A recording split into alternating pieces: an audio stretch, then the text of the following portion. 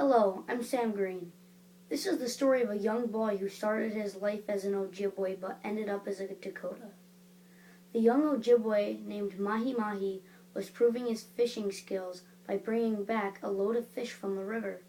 His father was going to take on the night fishing, but he recently inherited a disease. While Mahi Mahi was fishing, he found a young Dakota boy. He decided to put his fishing aside and help the boy. On the way back to the Ojibwe tribe, Mahi Mahi asked the Dakota what his name was. The shy Dakota murmured, "My name is Mahumu." Mahumu explained how he was hunting for deer when his arrow struck a bewildered bear. The bear had chased him a long ways away from the village and deep into the woods. He sat there having no clue where he was. Then Mahi Mahi showed up to rescue him. When Mahi Mahi returned to his camp, he found it abandoned except for one person. The person told him that his tribe had died of disease. Mahumu told him that he knew where they were and that he could show Mahi Mahi the way to his village. When they arrived, Mahumu showed Mahi Mahi around. Mahumu told the village elder that Mahi Mahi had saved him and that he wanted him to stay. The elder agreed to let Mahi Mahi stay. Mahumu taught Mahi Mahi the ways of the Dakota. Mahumu taught him to fish with nets. Mahi Mahi liked the idea of fishing with nets because he could catch a lot more fish.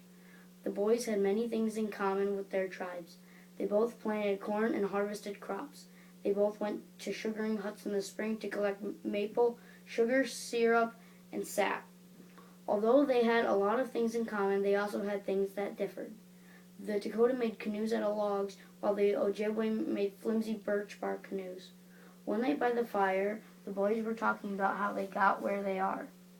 Mahi Mahi explained how his ancestors stopped 7 times over a time span of 500 years to get where they are today. He explained how one of his friends had a dream of stepping stones across the water. The elder used this dream to get across Lake Huron. Lake Huron has islands going across it.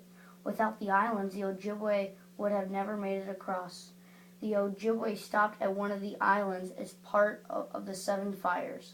The prophecy stated that when they reached their final destination, they would find food that grows on water. The food that they found was wild rice.